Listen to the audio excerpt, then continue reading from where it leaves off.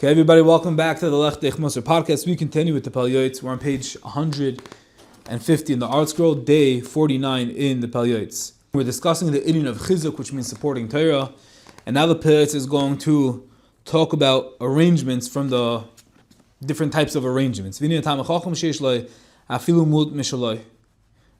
it is not always wise for a Talmid Chacham to share his bounty with others, and the Talmid Chacham who can get some sort of parnasa, he can have his own means on his own. Sometimes it's better to do that and not take support from the zvulans.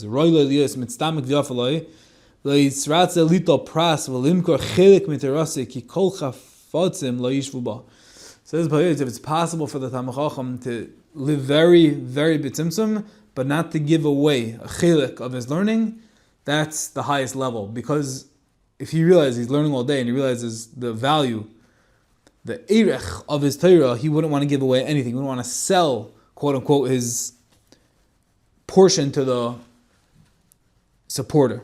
But of course, if he doesn't have another way, then the reality is that if there's no flour, there's no Torah.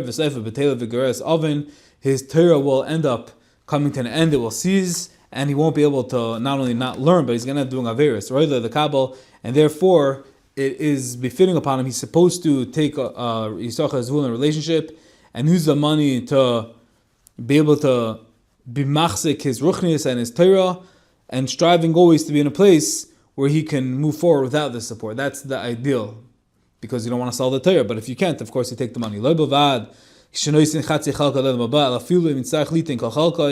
And this is not only if he has to give half, but even if he has to give his entire portion, then Amar Yomer Ha'eved Eneman. Afti Es Adoni.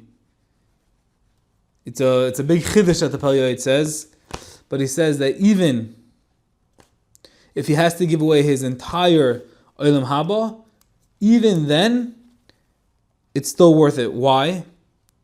Because Ahafti Es Adoni. He's going to be able to say, I love my master, talking about Hashem, through the Torah and the mitzvahs. V'yafili shah achash Torah ma'asim tovim ba'olam hazeh b'yishov kidei she'uchol avad avodah shlem v'kidas malasos mikol chayei olam haba. I should be able to learn Torah and absorb as much as I can of the Das Alien, as much as I can, even if I'm giving away my entire lot in the next world.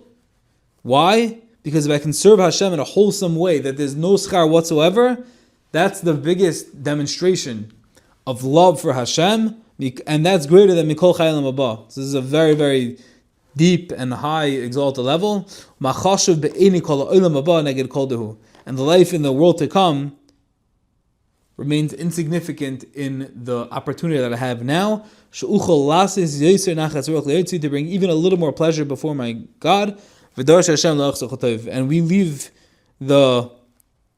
this very lofty thing over here, that he's giving up all of his Olam Haba to someone else. He's selling all of his Olam Haba, but still it's worth it. But this is a very high madrega. But nevertheless, even though on paper he might be selling off all of his schar to the Zevulun, but nevertheless, as the Pele Yoeitz, that never forget that this person obviously is seeking Hashem, and Hashem is going to take care of him. He's not going to lack any good. And to understand that, the Pele Yoeitz, I'm going to read this note over here because it's important, because if he's selling it, then he doesn't have it. So what's this great level? He's just learning, but he's not getting anything for it. So he's just going in blindly. How does that work?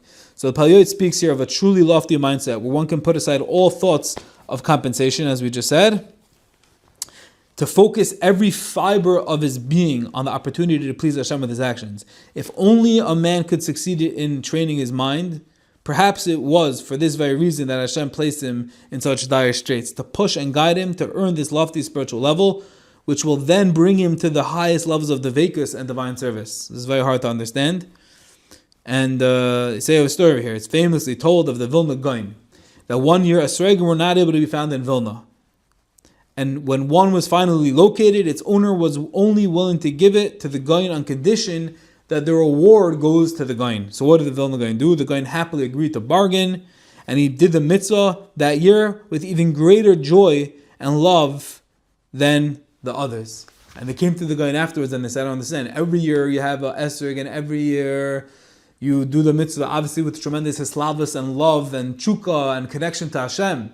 But this year where you gave away the entire mitzvah to someone else, why are you doing it even with greater love? L'chayra doesn't make any sense. It should be with less love because you're not maximizing, you're not squeezing, you're not getting everything you possibly can out of the mitzvah. And what are they going to say back?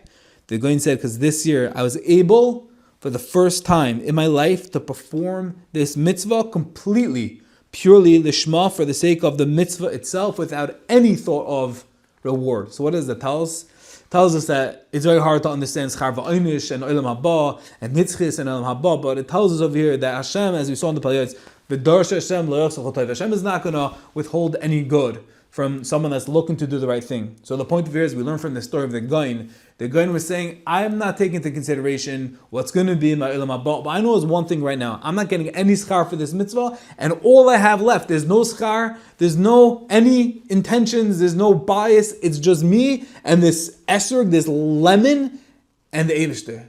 And the schar that I'm going to get for me, it's not negay, it's me and the Eibishter, because Hashem said, V'tzivanu al natilas lulav. And the same thing is for every aspect in our lives.